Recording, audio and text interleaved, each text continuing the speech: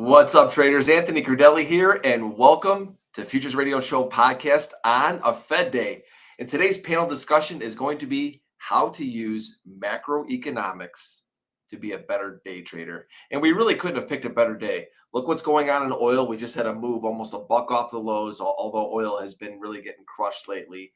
And obviously, we have the Fed days, and we have one of the best in the business, Markets and Mayhem, today to talk about maybe what he will be looking at in the markets. And of course, we'll see what Jason Purrs is thinking about that as well. And my guests are for today's panel, Mayhem for Markets. You know him on Twitter. You've probably seen him around. He tweets a lot of great stuff. He started in the markets in 2005 when he started to first learn how to trade and then invest, and has experience analyzing flows, geopolitics, macro, systematic trading, and also technical analysis. His approach brings together multiple disciplines, identifying important market signals and turning points. He has been providing institutional consulting since 2013 and is part of one of the best teams in the industry helping traders out, and that's the Trader 8 team, along with Horse, and they're just a great team. And next up, we have Jason Purrs, is CTA, macro trend follower, futures trader. He's from Cleveland, Ohio, and he's a former professional BMX rider. And I've been looking forward to talking with Jason for a while. Some of you may be kind of new to Jason. He has been on Twitter for some time. I've been following him, and I'm just really interested in hearing a little bit more about him. I know that he knows Mayhem as well, so I'm just going to be interested to talk with them today about this great discussion on using macroeconomics to become a better day trader. And today's podcast is sponsored by FTSE Russell and TradeStation.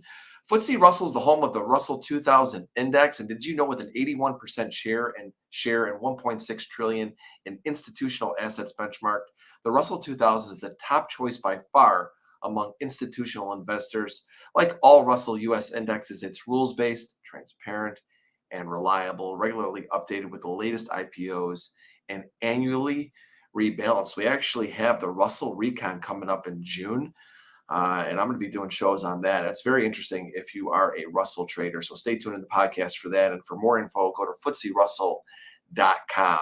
And if you're a serious futures trader, hopefully you are if you're tuning into this program, because we're pretty serious here about trading, and you want a powerful platform to match your skills, enjoy flexibility and trading power with TradeStation's award-winning platform. Learn more at tradestation.com/Anthony. Now, before I get that panel in here today, I want to remind all of you that Futures Radio Show podcasts are recorded and posted on iTunes, Spotify, and everywhere where you listen to podcasts. And throughout today's live discussion, subscribers to the channel can ask us questions in the chat. So please take a quick second to subscribe to the channel and hit that like button as I look forward to chatting with all of you throughout today's show. Now let me bring in the panel. We've got Jason and we've got Mayhem. What's up, guys? How are you? Good. Great to see you, Anthony. I've always been a big fan. I started out, your story was so inspiring to me just to kind of learn that somebody was telling the truth. Like, this isn't easy. I was going around and listening to all these people talking about how easy trading is, and you just have to do this, and if you do this, and then I found you, and it was this person who was just honest, like, hey, this is really hard, but this is how you do it, and bringing on all these people from this eclectic backgrounds, so it's just a blast to be here today. So thank you. No, it's great to speak with you. And of course, Mayhem, welcome back. Thank you, my friend. It's a pleasure and an honor to be here with you all today. Really appreciate the invite. Love what you're doing with this show and the content you're producing, and excited to talk about macro and trading. I feel like you and I have been on so many panels. I didn't mention Aisha because she's also part of the Trader 8 team. You and Aisha have been on a lot of these Fed days. And when I was planning this, I was like, Mayhem is typically on here with Aisha, but I'm changing it up a little bit, although I do love you, Aisha. I wanted to bring in Jason today, and I wanted to talk. I want, just change it up a little bit. And one of the things that I love about you, Mayhem, is that you talk about the macro side of things, but you actually take that information and put that into play in trading. You're not just pumping out a bunch of content talking about what's happening on the macroeconomic side of things. You're actually showing where the possible trade setups are. And I think that this is so important for us as traders, because we take in a lot of the information that you give us and we look at it. And for me, it's always like, okay, well, how do I take this and turn it into a money-making scenario? And you've shown us that. And I actually want to start off with today, because actually, everybody, we've been changing things a little bit here at Futures Radio Show. We have a chart deck that we're going to go through today and just show a bunch of examples that Mayhem and Jason are going to be going through. And you'll be able to download that later at anthonycrudele.com. I'll put that link in the chat later. And I want to talk about oil first before we get to the slides, because oil, I think, is such an important, I know it's an important market to keep an eye on what's happening really in the macro side of things, because oil just impacts everything. Whether you trade it or not, you should be watching it. It continues to go down. Mayhem, why does it continue to go down? What's the story with oil? Sure, I think that's a great question. I mean, I think the first thing is we got to remember why it went up, right? And the reason it went up from those mid 60s was that surprise OPEC plus cut. And it caught a lot of people off guard because there was a huge amount of short positioning. And so on that Sunday night, when the markets opened, everyone was kind of running each other over to get flat on oil or even get long. And now we're starting to see some of that come back. If you look at an oil chart, we've been kind of just trading this range. So now we're getting back to the lower end of that range. And maybe that's one of the reasons we're starting to see that reflexive buying coming in. Maybe, just maybe, and I'm just going out on a limb here because I know the Treasury doesn't have a lot of money left, but maybe, just maybe, SPR's coming in and saying, hey, this is our chance to buy some oil because we're at historic lows we haven't seen in decades. But, it's a technical trade, I think. I think we're getting back to that lower end of the range. We can still see the last commitment of traders reports. Producers have been selling into the strength, and managed money are still speculating a bit net short. So there's some of that going on as well. Some folks might be taking profits here. So, Jason, I want to go to you. Thanks for that, Mayhem, by the way. And are you trading oil? What are your thoughts on oil, if you have any? So I am trading oil. So I'm still short heating oil at the moment. So for me, I'm always kind of looking at what is. Sorry about that. Someone's hitting up Jason. They're seeing him on Futures Radio. They're like, you're famous. So basically, actually, I think that actually was that.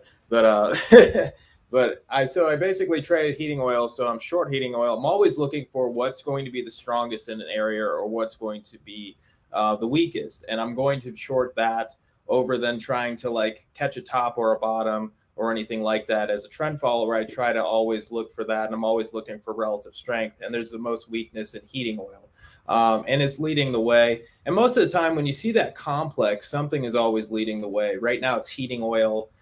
Before it was oil, so oil was leading on the way down. I'm very price driven based. But like you said earlier, oil is everything. Oil is, if I'm looking at, China, I need to see Chinese demand.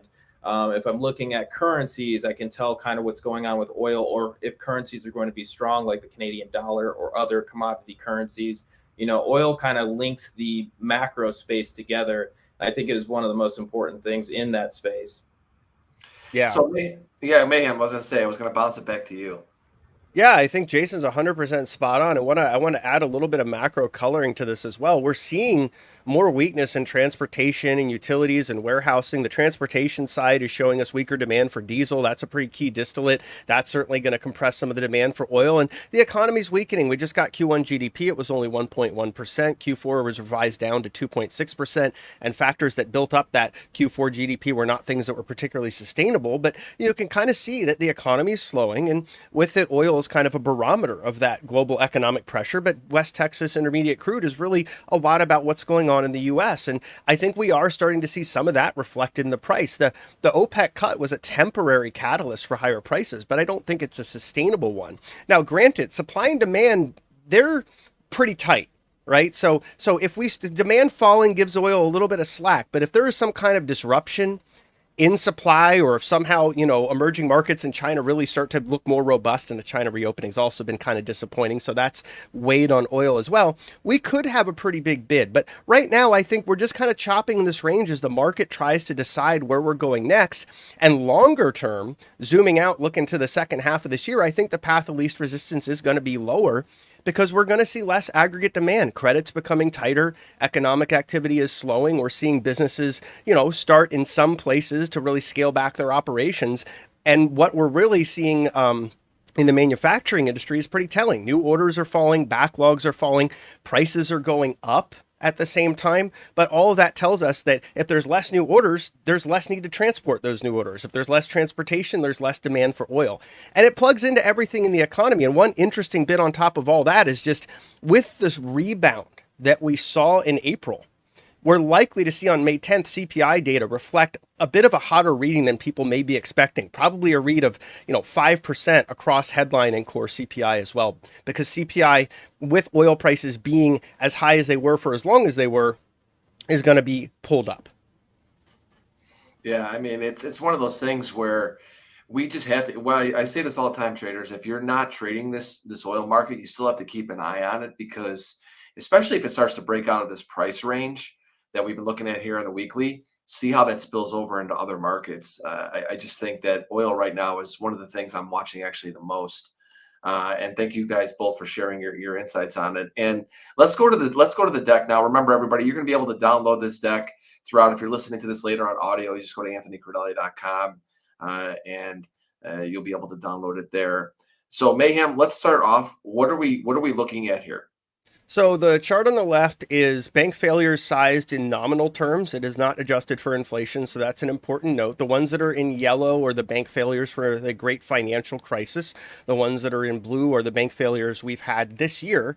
So they are pretty big. I think if we adjusted for the sort of dollar power, purchasing power we had back in 2008 versus now, it would look a little bit different, but it's still noteworthy. It's also noteworthy because they're pretty large banks that are failing here. And some of these banks are failing simply because they had runs, right? There has been this discourse, Silicon Valley Bank was terribly managed, First Republic was terribly managed, and I get it, people have their critiques, but the reality is that about half of American banks are functionally insolvent, and if there was enough pressure from a run, really, as my partner Aisha says, no bank survives that. Like, you either get taken into receivership or you get bought under, or you have your assets bought, like we saw with First Republic and with Signature, and also with Silicon Valley.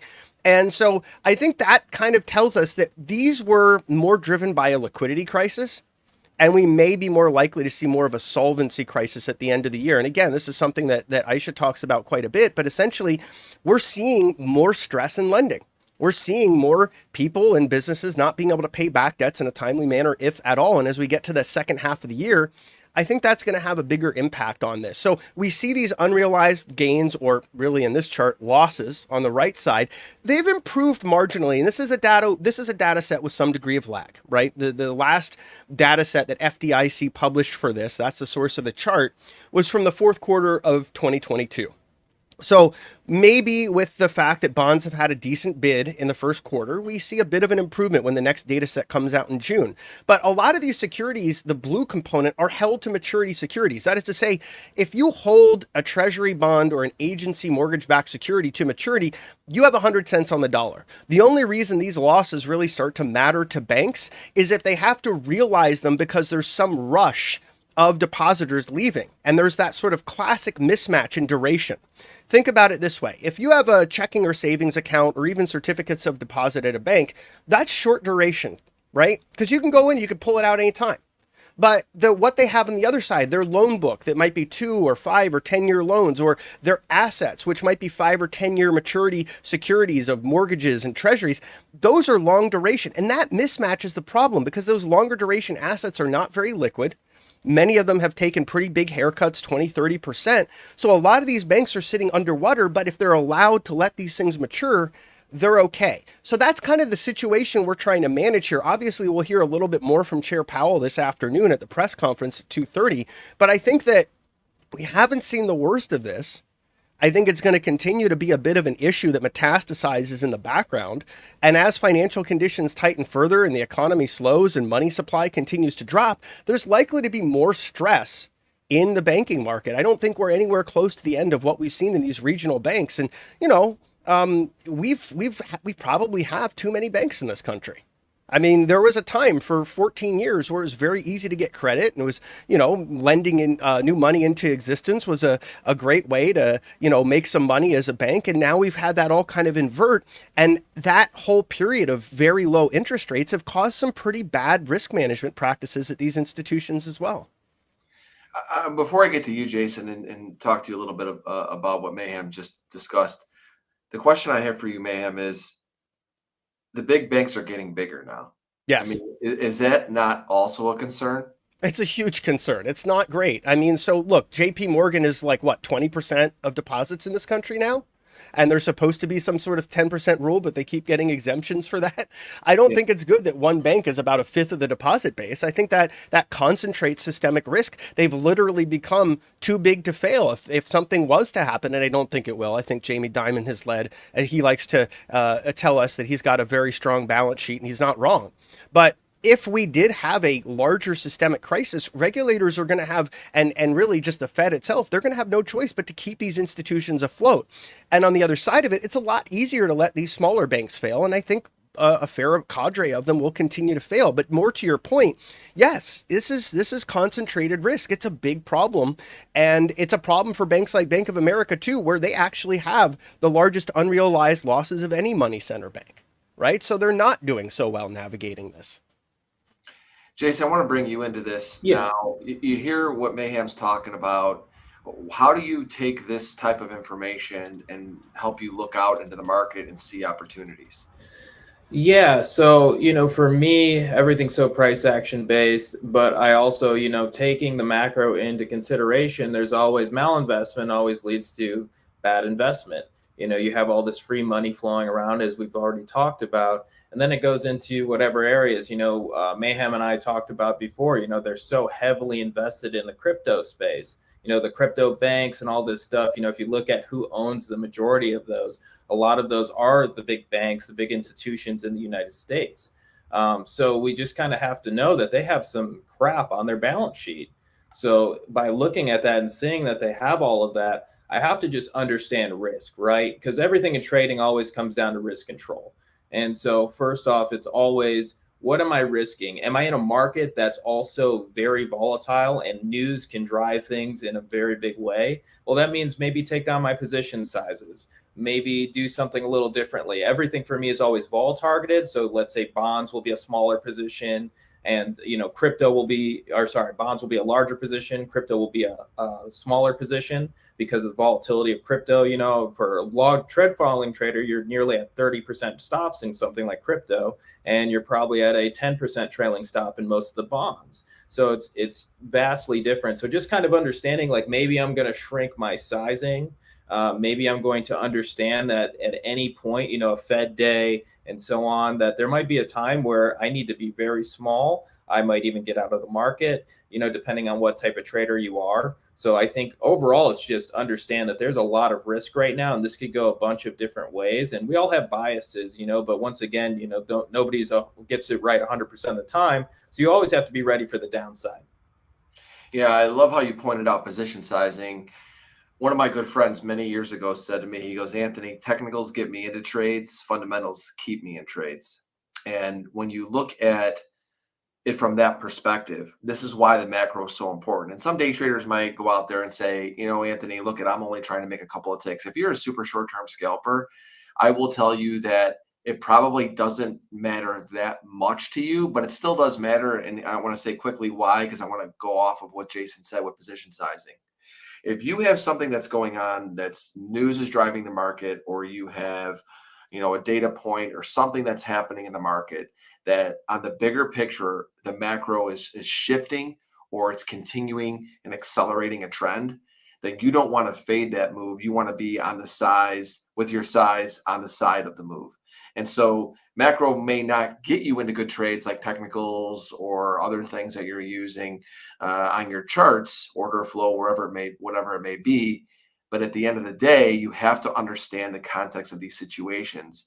And I can tell you, from going from an interest rate cutting cycle, a QE, to hiking, QT, to me, it really helps you understand what's happening in the marketplace. And it really, if anything, it will keep me as a day trader away from being on the wrong side more than it necessarily puts me on the right side intraday, because you don't want to get in front of these steam engines going in one direction. Mayhem, we're going to go back to you. We've got a lot of slides. I'm not sure we'll cover them all today, Sure. but what I'd like to do is maybe either, because we've got so many, and remember, everybody, you're going to be able to download this later, so don't worry about it if you're listening to this on audio or you're just tuning in on YouTube.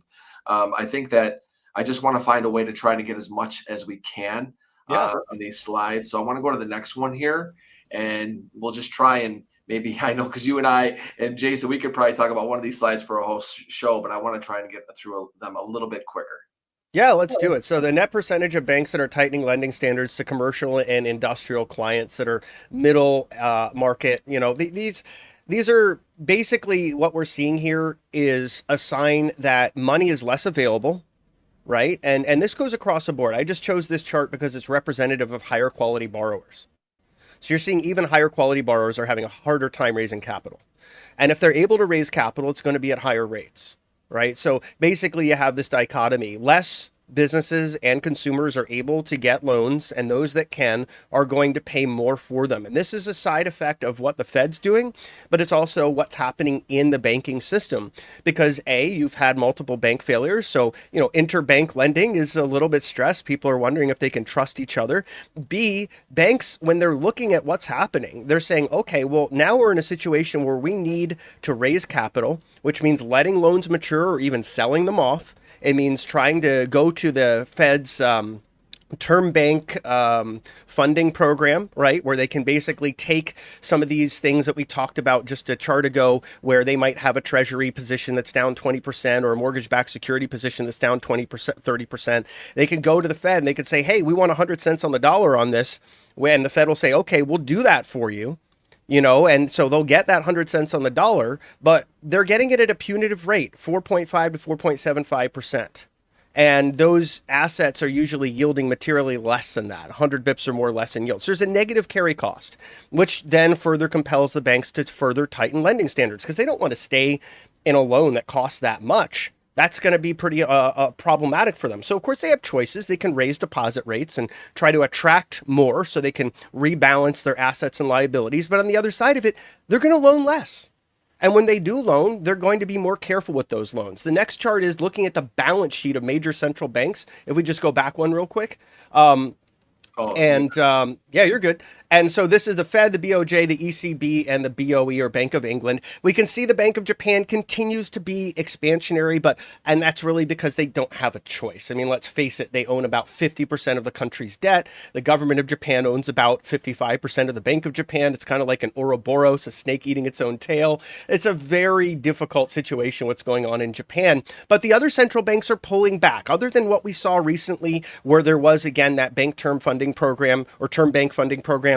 That is temporary. That's not really QE. Not all liquidity is the same. And so, we saw some expansion in the Fed's balance sheet, but I wouldn't misread that as they're getting back to QE and there's this sort of stealth QE going on. Instead, what it is they were able to assuage the problems in the banking system such that they can keep tightening, that they can keep rates higher for longer and keep rolling off their balance sheet. And that has an impact. That further adds to the tightening of credit conditions and financial conditions as well. Let's move on to the next slide. Sure. Talk a little bit about this here. Yeah, this is nuts. You've basically got the largest two stocks in the S&P 500 accounting for 13.4% of weighting in the index. If you look at the top five, it's 21%. You take those same top five, you bring them over the NASDAQ, it's 40%. So that means if you're putting $1 into the S&P, 13.4 cents is going into two stocks. 20 cents is going into five stocks. Same thing with the NASDAQ.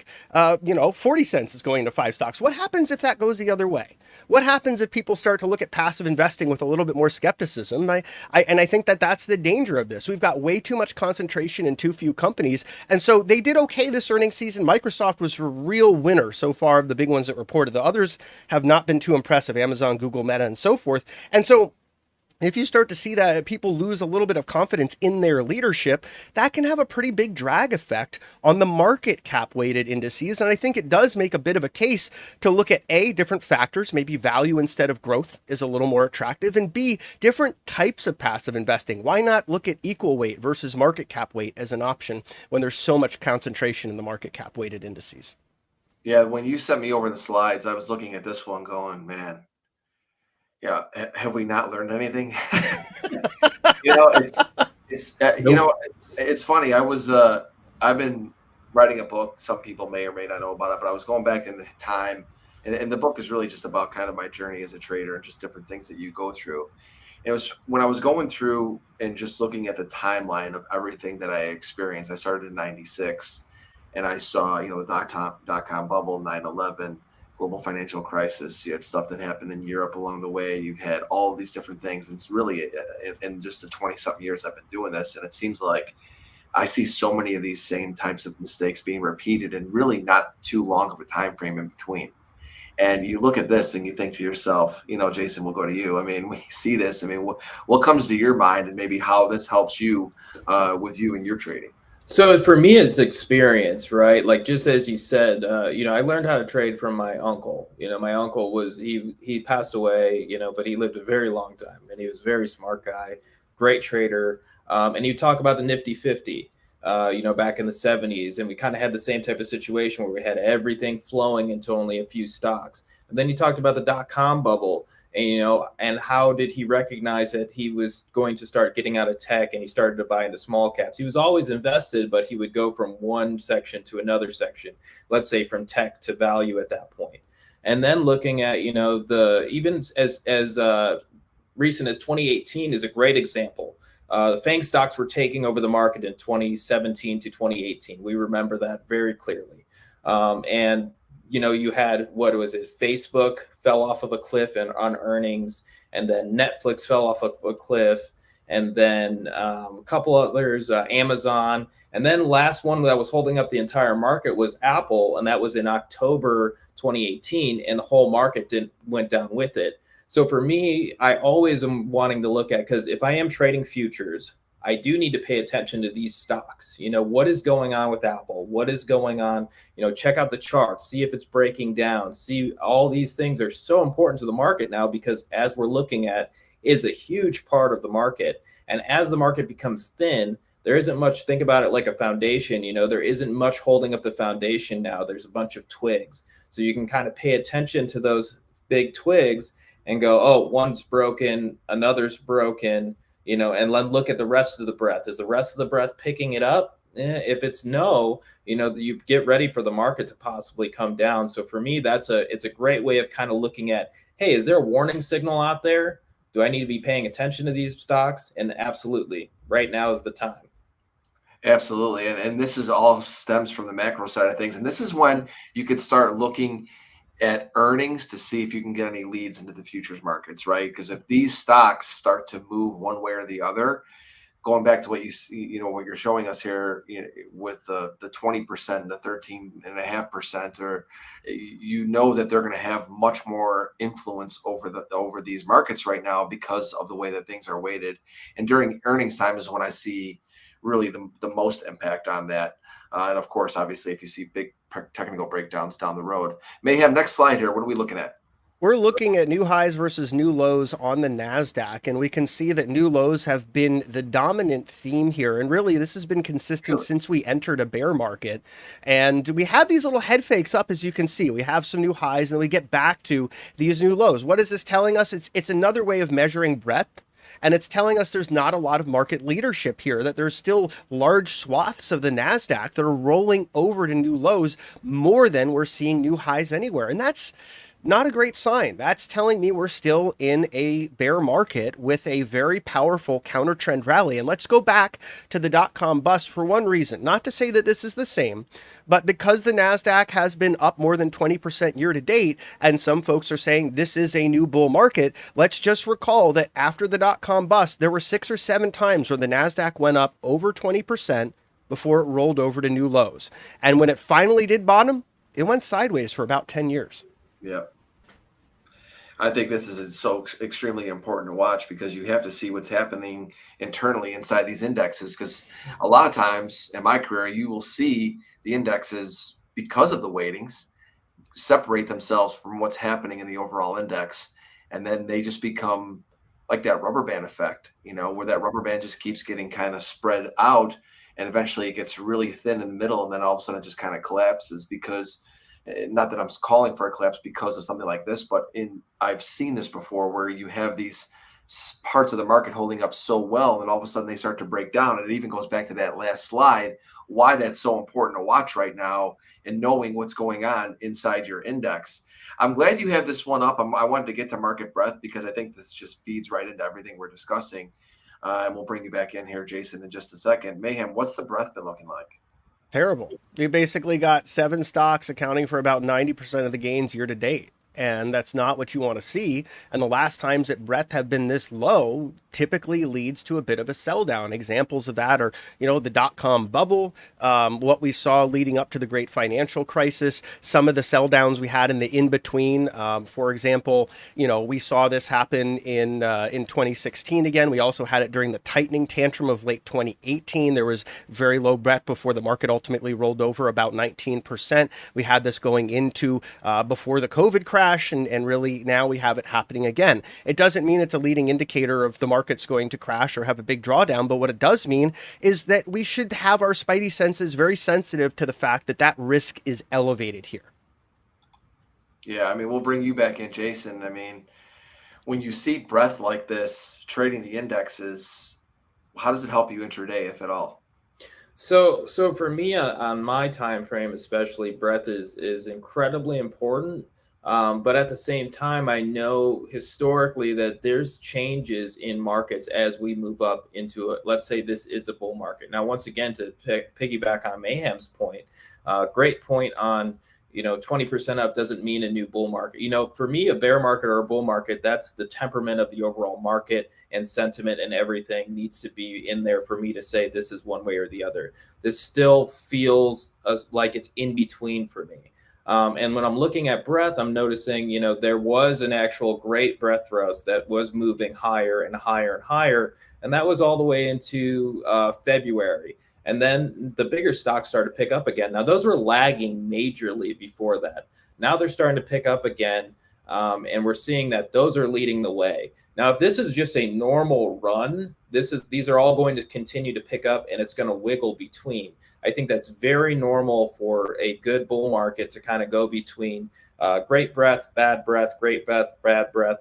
And if we kind of can grow through that and make it and continue to have this uptrend in a rally, that would be one thing. But I'm going to need to see breadth really pick up before I can say, okay. And if we're looking at it from just an intraday trading angle, we want to know, okay, well, at any point, these fake outs, or let's say you use something like an overbought signal or something, maybe you're looking that we're running right into resistance right now. Maybe you're looking to short the market, looking at breadth like this and then seeing, okay, maybe I got this false breakout signal, or maybe I'm getting some breakdown signal of some sort to short into. There's many ways to kind of look at this and go, well, I use these signals, overbought and oversold, to tell me something. If the market's going down and there's strong breadth, maybe it's time to get long on mean reversion signals.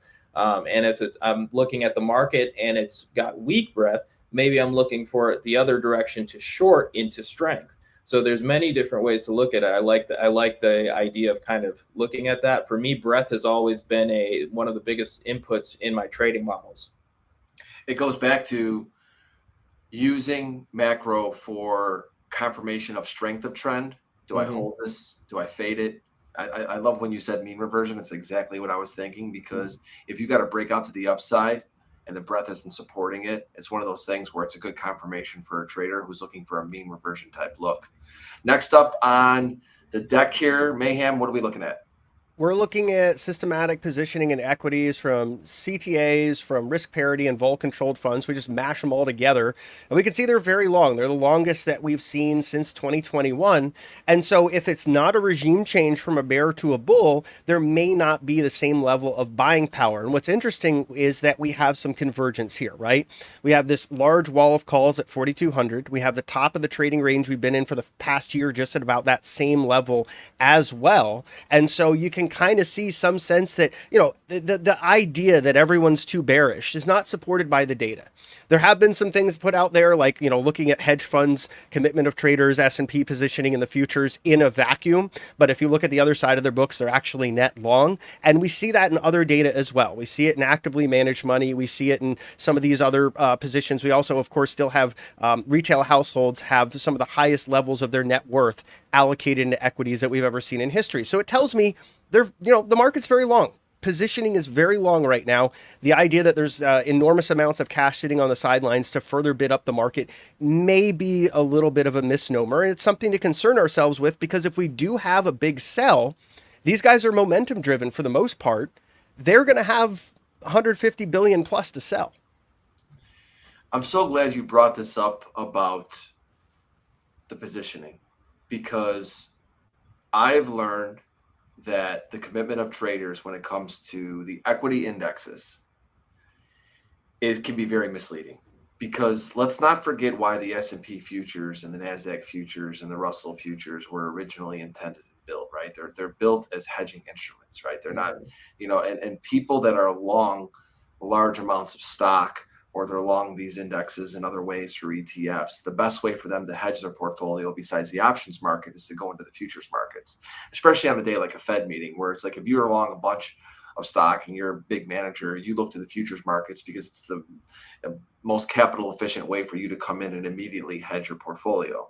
And so the COT data is, I don't think, a good reflection of the true positioning of equity indexes, like it would be for like a copper or a sugar, or for commodities that they're actually taking in that are non-financially settled, they're physically settled. And so I take a lot more weight into that. And I don't know, Jason, maybe you talk a little bit about that COT data and just the positioning. Yeah, no, that's a great point. And it's why I really don't stick to those when I'm looking at equities. Like you said, like commodities, it's a great tool. You can kind of see, it's not a timing tool, but you can kind of see when bottoms are put in by certain signals. And if you learn, the person who kind of brought it to traders in the first place, Larry Williams, he talks about this as well. Like commodities are where you really want to use these. Commodities will tell you, hey, commercials are buying like crazy at this point. It's getting to a level that's never been seen before. Just as Mayhem's looking at this and going, this is getting to a level that's never been seen before. My only thing about systematic positioning, sometimes these are a little bit of a estimate, because you can't really, sometimes you're trying to guess what all everybody's doing. And sometimes you can see, and sometimes you can guess, and sometimes they come into this estimate. And like, I know for a fact, when I was a CTA, I still come into this thing with my own fund all the time, where people think that either you're long or short based on the 200-day moving average or 100-day high or something, and they only base it on a few things. So, sometimes you can be skeptical about it, but when you see it's this crazy and it's this high, that's something to really pay attention to, keep an eye on, and really, understand that, yeah, at a certain point, there's a lot to be sold. There's a lot to be sold off, and that can happen in a big way, and it can put a lot of pressure on the market. One last thing about just positioning and why I think it's so difficult to actually truly know where things are is, at one point we used to laugh in the pit. We used to be like, we're the center of the universe. There was basically one S&P, right? And now there's so many ways to be long all these things. And it's like, I don't know how. It's like when I see people talk about the positioning in Bitcoin, I'm like, how do you get all of that different data from all those different places? I don't know how you accurately do it. I think the systematic positioning is very interesting, because like you said, when it gets to a level like this, it does show that is good information. And I know we have some questions on COT data. Anissa, we will get to that at the end. I want to move on to the next slide. Mayhem. Yeah, so we have money supply as measured by M2 falling year over year for the first time since the Great Depression. So it does have a lot of people concerned, and justifiably so. This is going to impact the amount of money that banks have to lend, how much people can pay back their debt, because obviously when you have interest on debt, that money has to come from somewhere. And if there's not as much money in the supply, people are going to struggle to pay that interest and that principal even more. And it also tends to slow the economy. But zooming out to the big picture, just looking at it in aggregate, we can see that we're starting to revert to a trend line, which just basically means, like, after COVID, during the crash and after COVID, there was the most aggressive monetary stimulus in human history. And so that expanded money supply in an extremely big way very quickly. It fed into a really extending a multi-asset bubble across a variety of asset classes, particularly speculative stocks, crypto, real estate, some of these riskier bonds and things like that. Now we're on the other side of the coin. Now money supply is falling, but it's falling from a very high height. So I don't know that it's a sign of the Armageddon or the stock apocalypse, but it is something to be concerned about, that there's less money in the system, and that money supply is likely to continue to contract as the Fed and other central banks continue to tighten policy and as banks pull back on lending, and it all kind of feeds into itself, right? Some of this money is brought into existence, it's lent into existence. There's going to be less of that as well. I mean, I think this is something that is interesting to me. I don't know how much I use this in my trading. Maybe we go to you, Jason, but I think that this is something that on a personal basis, this is something you got to keep an eye on. Yeah, for me, I started really learning about trading, reading Austrian economics books and so on, and kind of understanding money supply, and just like, yes, it's true. If once you're coming from such a high altitude and you're crashing down, yeah, you can look at that a little bit differently. Maybe it, like Mayhem said, maybe it isn't as crazy as it looks, but at the same time, it's something to really pay attention to, because it's part of the reason why it's not even, sometimes it doesn't even affect the trend as much as the strength of trends.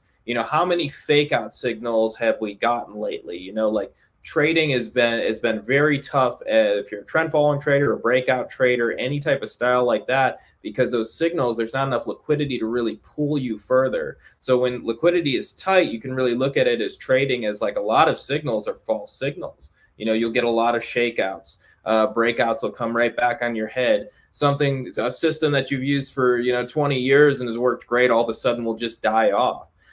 So it's really good to just kind of have an understanding of, hey, interest rates are high. Hey, money supply is looking tight. Just understanding those couple things, you just kind of understand, hey, you might be really range bound. Your trading might not feel the way it would normally feels, and trends might not have the same strength behind them that they usually do.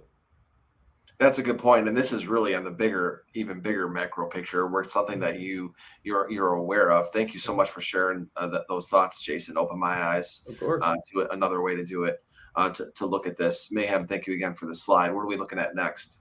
Of course. Yeah. So we're looking at yesterday's JOLTS data, which, it wasn't exactly great news for the economy. We're going to see on Friday, and really tomorrow with jobless claims, but Friday with non-farm payrolls, how much of this is weakness and how much of this are just jobs that were filled that we don't need to have those positions open for. But what we can say is, at least at present, the amount of jobs available for insured unemployed people seeking work is about 1.5 now.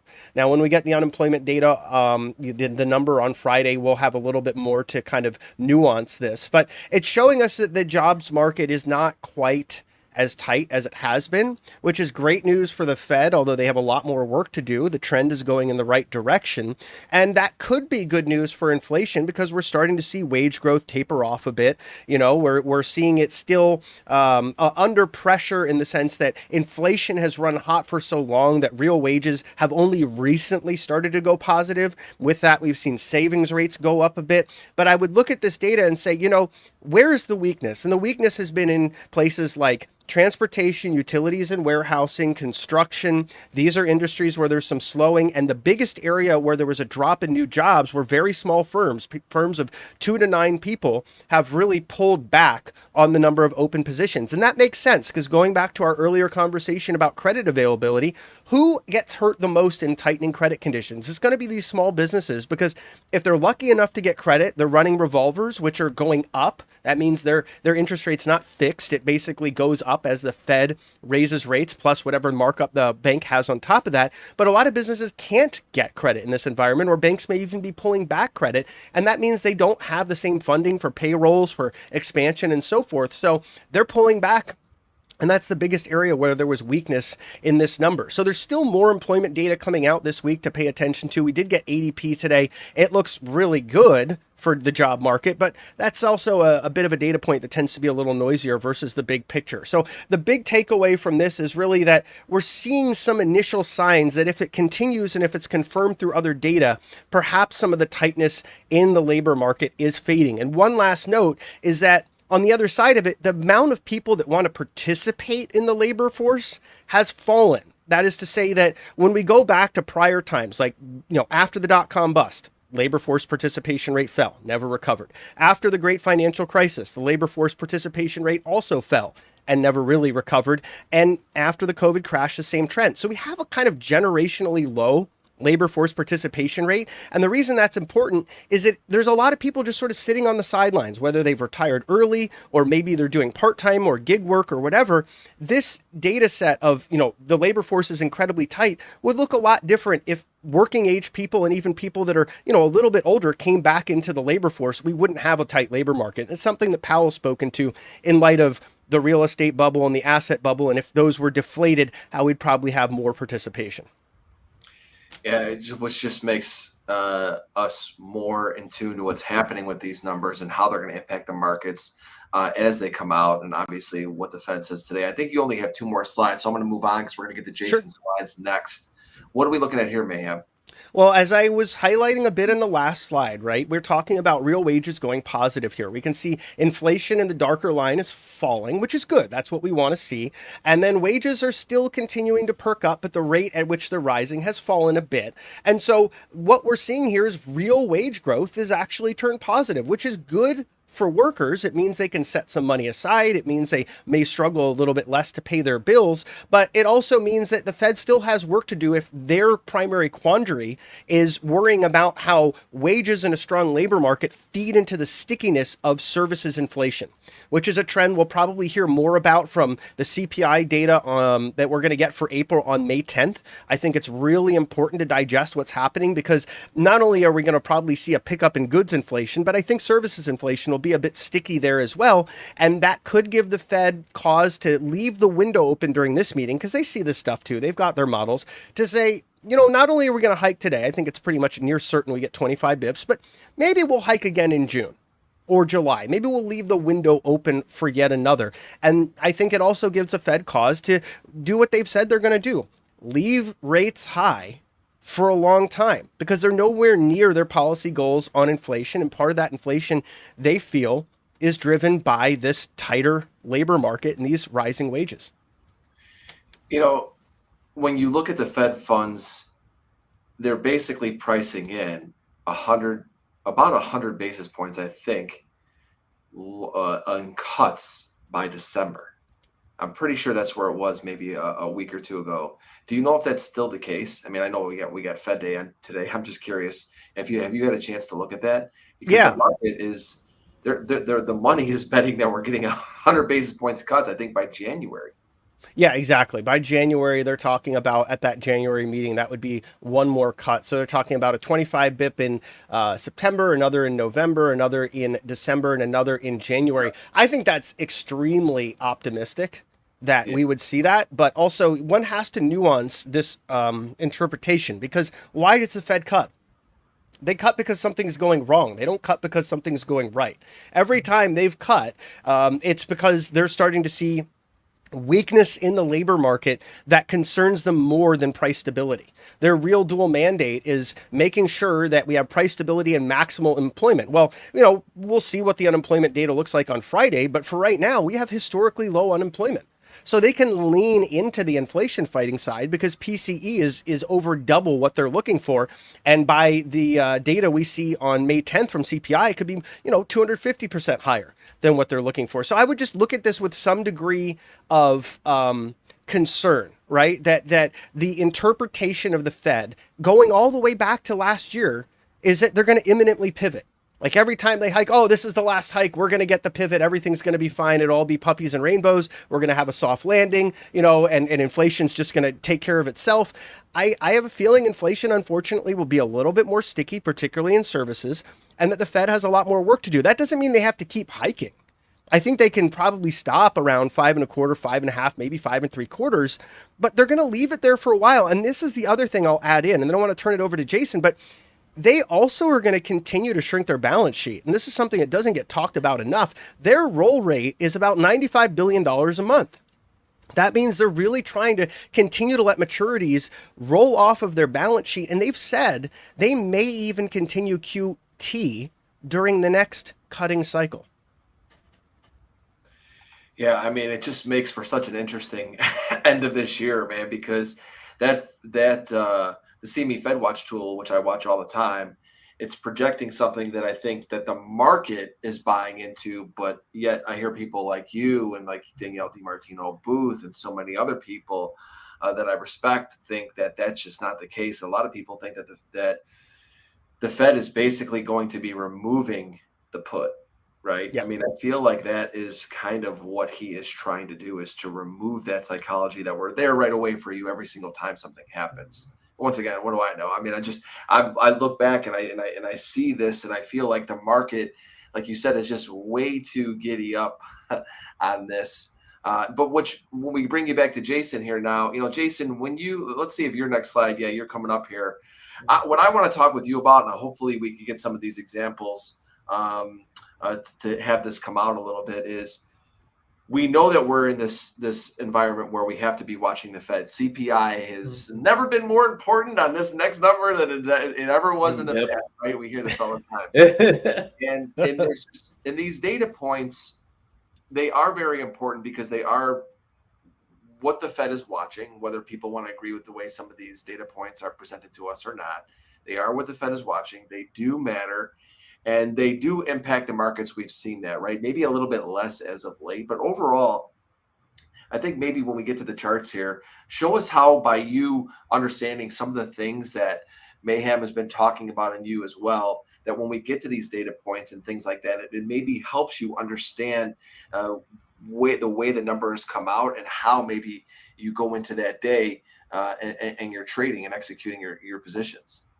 That's perfect. Yeah. So that's me completely. And talking about the inflation story and the Fed, for me, like I'm very price action based, but I'm also very history based. So I like to go back and see what history says, what happened in history, learning from my uncle all about that stuff. Like that stuff was a lot of fun to me. And kind of like first looking at this chart of sugar, for example. Now, one thing I know from history, and maybe I can't say what the Fed will or will not do. Nobody really can.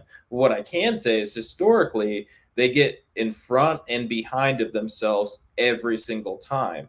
So if we're looking at something like commodities and saying, okay, well, yeah, they're going to raise rates, they're going to not raise rates. Well, remember 2020, inflation started taking off. It was transitory. There was no such thing, and so on. And now inflation is, starting to come down, and they're still kind of putting rates up even more. So they're going to be behind the curve every step of the way. So for me, I know that in the 70s, they pulled back, and then inflation took back off, and they dropped rates a bit. Inflation took off, and then they raised rates, for a bit, and then they took it back down. Inflation took back off again. So I think this could go many different ways. Maybe, Powell knows his history just as well as the rest of us, and maybe this is the first time that they don't do any of that. Maybe they do it perfectly this time. I would be absolutely surprised. But, like Mayhem said, like I could see inflation sticking around a little longer than people think. Maybe they pause here, coming up soon in the next few months, and then inflation takes off again, and maybe they got to raise again, or maybe they cut too early because of some massive failure. There's a million things that can happen. So for me, I'm always going to stay open to my signals on the commodities. Like, for example, sugar is the first chart here.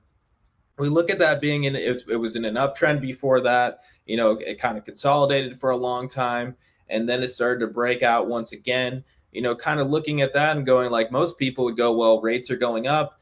Inflation is finally getting killed off. Why would I ever even think of buying sugar? And to me, I'm like, I'm going to just stick to the signals because I don't know what exactly the Fed is going to do. I don't know what the sugar market is exactly seeing. Yes, commodities have lots of things behind it, but they're also very tied to the dollar. They're very tied to the macro in general. So I'm going to want to stay long any of the signals that will come my way and not try to dice it up too much. And so when you look at the chart for commodities, I want to kind of go from the beginning. Does it start with the macro? Does it start with the technical? How do you then make a decision? Is it technicals first, macro second, macro first? Look at the chart, see if the technicals confirm or deny it. So I guess the hard answer is that it's almost all the same for me. So once again, if I'm looking at a chart, I like to put everything kind of together. And I've sent you a couple of those that are kind of like the commodities, the bonds, and everything against the S&P. And so I can kind of see like what's going to happen in the market. This is a good one right here. That's the CRB against bonds. So basically looking at that, like this is when it's in an uptrend, I want to be looking for ways. This is the chart on the right. I want to be looking for, hey, I might buy oil here. Hey, commodities that are energy based, growth based, like copper and so on, I might be more interested in. And so then looking at, what's the environment during that time? What's the cycle we're in? For me, the cycle is very, very specific most of the time. If we're looking at something like, the beginning of the cycle being bonds, and then the next part of the cycle being stocks, and then the next part of the cycle being commodities, which is very usual. That's how the long cycle usually works. And if we're looking at that, and then I can go from there and go, hey, what's my intermarket analysis saying?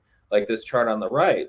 And that's saying I should be looking at energy-based commodities. I should be looking at, and that also then tells me that, hey, maybe, the reflation trade is going on. So if I'm even on a smaller micro scale, I might start looking at things like energy stocks, copper miners, and so on.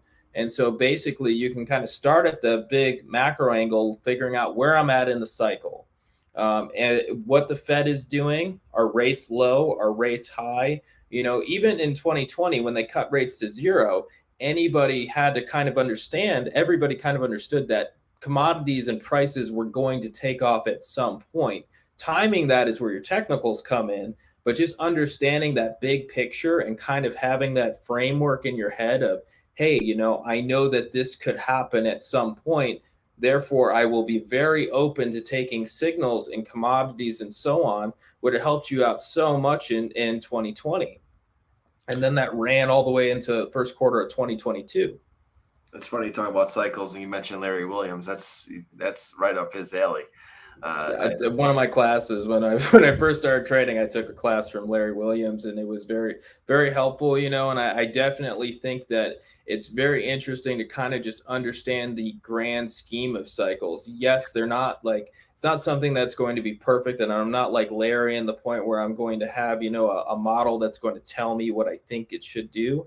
I'm just going to kind of look at the macro and kind of the understanding that, for example, right now, bonds look okay. Tech is kind of taking off. Bitcoin is holding up decently. That kind of looks like an early cycle to me. But also that early cycle can lead to a lot of volatility in the market. So I can kind of just get a good framework of it. So that's mainly what I'm looking at when I'm looking at that. Ma'am, I want to bring you back in for a question. I'm not sure I've ever asked you this before. Sure. Because we hear you talk so much about the macro side of things, and the more I've gotten to know you, I know that you're obviously regularly trading this. You're in and out of stuff, and my question is: do you look at the macro first and then the chart? So do you develop like a macro theme of what's happening, and then you go to say, okay, this is what I think is happening, and then I look at the charts? Or are you looking at charts going, this is interesting, let me see what is going on the macro side of things behind the scenes? I think that's a great question. So I trade and I invest, and I trade, day trade, I swing trade, and I invest for a longer time frame. So it depends on what I'm trading. For day trading, I'm more macro agnostic. Like I certainly look at it, but I don't allow it to dictate what I'm trading. I try to remove all biases and just really follow price on shorter time frames. For swing trades, I like to use a macro overlay. It's not always necessary. One of the things that Jason and I have talked about a lot that, that really several years ago when Jason and I first started talking, he introduced me to some newer concepts that I hadn't been exploring as much. And one of them was looking at relative strength versus relative weakness to see where money is coming in, where it's going out of. And that's one of the ways I set up my pair trades. And I like it to comport with what's happening in the macro, but these rotations can happen before we see it in the macro. We can see, relative strength and relative weakness in sectors that are kind of giving us a sense as to what institutions are seeing and how they're positioning. So I would say for me, it's more of a case by case basis, but I always feel more comfortable and able to have a higher level of conviction in a trade if I can check the macro box, if I can check the positioning box, if I can check the intermarket dynamics box, and as applicable, if I can check the fundamentals box. If I can kind of see it in momentum as well, then I can kind of say, okay, now not only do I have my conviction, but I have a lot of places I can go back to make sure that the trade still remains relevant. No, thank you for sharing that. We've got a couple of slides left, Jason, and I want to get to the questions. Let's go to this next slide. What are we looking at here? So this is kind of, it's perfect because we talked about this a little bit earlier. That was 2000, the dot-com bubble bursting, money start. And if you look at it, then it's really interesting. If you look at micro caps, small caps, energy stocks, gold miners, and so on, you see that they start to actually take off right when the money starts coming out of the large cap growth space in the NASDAQ. And so, you see that was a big trend till 2008, and then started to take back off again. And that's where we have the FANGs. That basically topped out in the November election. Remember the November election was a very interesting time. Everybody was terrified. The world was going to end. Everywhere you went, I had friends invite me to some party that they were like, yeah, like, don't bring your phones. And they basically talked about how they got to escape the world, like I'm not even kidding, like that. And I was and it was funny because for me, I was kind of like, I love my friends. I'm not making fun of them, but I was kind of like, everybody is so bearish right now. Positioning was insane at that moment. And it ended up going the other way. And most of the time elections do. And right at that point, that's when the energy trade started taking off. That's when oil started taking off. You had that false breakdown bottom and it just reversed a lot higher. And that was kind of the beginning of that trade. Now it's kind of looking like it's changing the other direction. And I'm not sure, once again, we're at very early stages here. But basically, this chart kind of points to, is this kind of going the other way? Can we get kind of above that right shoulder that I'm kind of pointing at there? And if we do get above that, where exactly do we go? And will we see this kind of FANG leadership take over again? The next chart is just a chart. So we talked about the cycle thing a lot. And I just wanted to kind of point out that that's exactly what we're kind of looking at. Is we're looking at, money coming into gold, coming into bonds against commodities, coming into stocks against commodities, money going back into commodities as we get further out. That big peak in 2020 as we're seeing, and then that sell-off. And now, once again, money's kind of going back into gold, the NYSE, and bonds. And so what most of the time, it's kind of funny because I know a lot of gold bugs who really hate tech stocks, but most of the time when tech stocks do well, gold tends to do very well too. And it's because yields are coming down. And so as yields are coming down, you have these things kind of going up. And so we're kind of seeing that that's a possibility at the moment. Do I personally think that that's a strong trend and it's going to last for many, many years? I don't personally think so. I think we go back to this commodities-based trend and kind of the reflation trade kind of taking over again at some point. But for the moment, I'm kind of looking at that, hey, these are all trending that direction. I think yields are going to come down.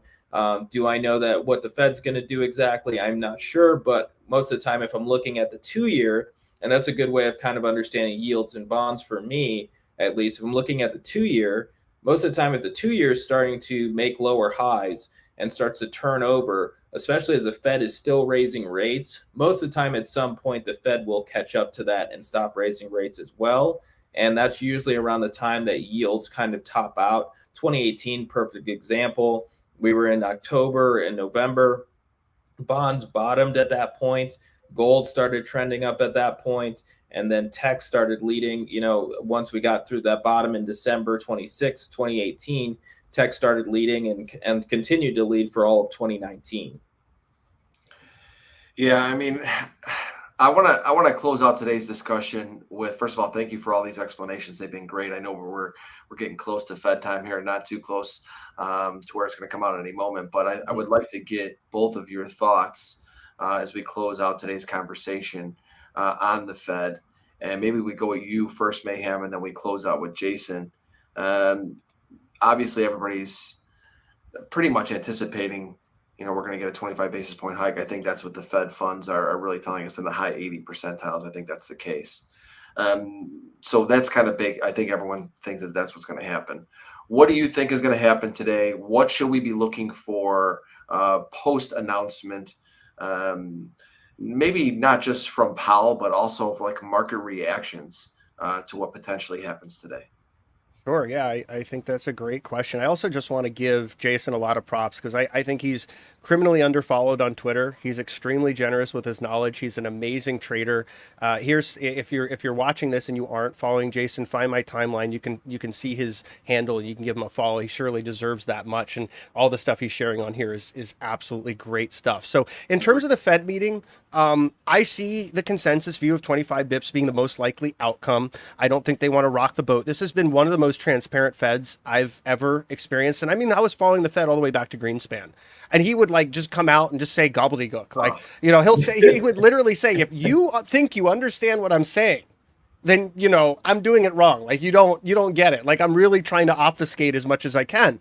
And then we had Bernanke, and he was kind of that vein, but maybe a little more transparent. And Yellen, maybe similar to Bernanke in that sense. But Powell, especially since 2020, has been trying to get out in front and set market expectations very transparently. And while his economic guidance, and really the economic guidance from the Fed, is generally not great, whether it's inflation or their outlook of a soft landing or whatever, their policy guidance has actually been pretty spot on. So I think they're not going to rock the boat. They'll do 25 bips. I think they will continue QT at the run rate of $95 billion a month. And I think they'll express concern about what's happening in inflation. I think they'll express concern about how it disproportionately affects lower income people, because that's been their sort of mantra, to try to generate some, rallying into this idea of everyone really needs to support us here in our rate hiking because it's the only choice we have. I think Powell's press conference is going to be more hawkish than what people think. We can see the market is pricing in imminency of cuts as early as September. I think Powell wants to walk that back and say, look, guys, we're not going to be cutting this year. There's no chance we do that, really, unless something very big breaks, which he'll probably leave out. He'll also probably, at the press conference where he's getting the Q&A, people will press on him saying, oh, do these bank failures change your outlook? I think he'll say what he said in March again, that the banks tightening credit conditions and some of these failures is doing some of the Fed's work for them. So they don't necessarily need to bring it to a terminal rate of 6%, but maybe they have at least another hike left if they see the data warranting it. And I think he's going to try to talk yields up and stocks down a bit. He's been concerned about how much this sort of artificial wealth bubble has brought people out of the workforce, and how it's created frothiness, as he's put it. He also was the first Fed chair who's ever called the housing market a bubble directly in those words, which I found very interesting. So I think he's got some narrative work to do. The thing about this market is it loves to discount the Fed. And this has been the cause of every bear market rally that's happened in 2022, and likely one of the drivers of what we're seeing right now, which is this idea of market participants want to front run this Fed. They're questioning his resolve. As Jason mentioned, that 2018, 2019 turnabout, that was, a time when the economy was slowing materially, where inflation was below the Fed's goal, and we were seeing cracks in the repo market. We don't have that situation. There's a big contrast today, right? We have inflation running well above target. We have an economy that's still, given the extent of hiking, showing some resilience. And we had ISM services come out today. We had ISM manufacturing yesterday. What were two data points that these things showed? They showed prices rising. And ISM manufacturing is showing new orders falling, but services is showing new orders running, and services about 77% of the US GDP. So there's still this stickiness in what we're seeing in inflation. The Fed sees that, and I think they still want to make it clear to the market that they have more work to do. I don't know if it's going to be Jackson Hole level fire and brimstone, but I do think that there's some level of frustration at the Fed, and we've heard it in the speakers that have come out before the blackout period, that they really need to try to continue to subdue demand. And of course, they're not getting any help from the legislature. In fact, legislators told the Fed to stop hiking rates while they're continuing to, effectuate legislation like the CHIPS and Science Act and the ironically named Inflation Reduction Act, which actually stimulates demand when we need it the least. So it's a challenging job. The Fed's got one tool. They've got a sledgehammer. They can use it in the way of rates and QT to try to smash demand. But the irony of the longer term is when you create that structure of very high rates, what happens to the supply side? Businesses pull back. They're not going to be exploring for as many new wells in oil. They're not going to be exploring for as much new copper. They're not going to be, farming as much because capital costs have gone up, wage costs remain high, and the economy is slowing. So if you're a business leader in this environment, you're actually slowing supply. So the real ironic part of this is, yes, the Fed can smash demand in the short term, and they'll probably be successful to that to some degree before something really big breaks. But it sets us up for a new credit cycle where we're going to be demand constrained, and new economy stocks may not fare well in that environment. It may be more of the old economy stocks that are tied to the same things we have short supply of that do better in that type of a cycle. So I would be cautious. I think the market reaction initially with the rate hike will be positive. We've got people that are going to take their hedges off. Vols are high going into today, so probably get some de-hedging. But I think after the press conference sinks in, if Powell is more hawkish than expected, if I'm right about that, I think we do get a bit of a sell in risk, and we see rates climb. Yeah, thank you for telling us all that. It's extremely helpful getting into the right mindset going into this FOMC meeting today. Before I get to you, Jason, number one, everybody, I put Jason's link to Twitter, which I recommend everyone goes and follows Jason today. It's in the chat. It's also in the description. If you're listening on iTunes later or anywhere you listen to podcasts, it will be in that description as well. And don't forget to get the chart deck today. All the charts that Mayhem and Jason put in there will be in that chart deck at anthonycrudele.com. Jason, coming to you. So great to meet you today. You speak so well and clear about how traders can get better using macro. It was extremely helpful listening to you today. It definitely opened my eyes to some things. We've got a Fed meeting today. We've talked about a lot of different things. From your perspective, what's the mindset going into an FOMC meeting like today, and what is it that you're looking for? If there is something that you're looking for a potential trade opportunity on a Fed day like today. Yeah, for me, I just think that it's such a it's an honor to be on here with you. It's been an absolute blast. Mayhem, great friend of mine. It's been awesome, and I really appreciate it. And I appreciate the compliment because I've just learned everything the hard way. But getting to the Fed, man, for me, this situation could go one of two ways. I definitely see that the market is in a space right now where we're kind of sitting right against resistance, right? And what I'm looking globally, though, at the same time, I'm also noticing that, some of these markets are making new highs. Some of these markets are, globally, we're kind of in an uptrend in the developed market space. So I'm kind of seeing that there's contrast here and there's something going on somewhere. And most of the time, I'm going to look at that price action and keep that in the back of my head as maybe the market is noticing something that I'm not. Fundamentally, I have the same view as Marcus Mayhem because his view is exactly what's going on. And that's what I love about what he does. His view is exactly what's going on. But at the same time, I see that there is a lot of signals that I'm long. There is a lot of things in the world that are going on right now that are kind of telling me that something is happening differently than what the fundamentals are saying right now. And most of the time that's true. Most of the time the technicals can go completely against the fundamentals, and sometimes that's the best trades. So today what I'm looking for is there follow through in the market. Now, once again, to be totally honest, the market is in, basically has schizophrenia after a Fed meeting, and there's a good, day or two of that. So what I'd really be looking for is, what does Friday look like? Are we going to see follow through? Is the Fed meeting just going to chop around like crazy and then tell me basically nothing? Or is the Fed meeting going to happen? Friday is going to happen, and then we're going to get into a nice trend one way or the other. But I think over everything else, my opinion doesn't matter. The fundamentals don't matter. Nothing really matters. I would really be interested to see what direction this goes. If it goes up, I want to be involved in that.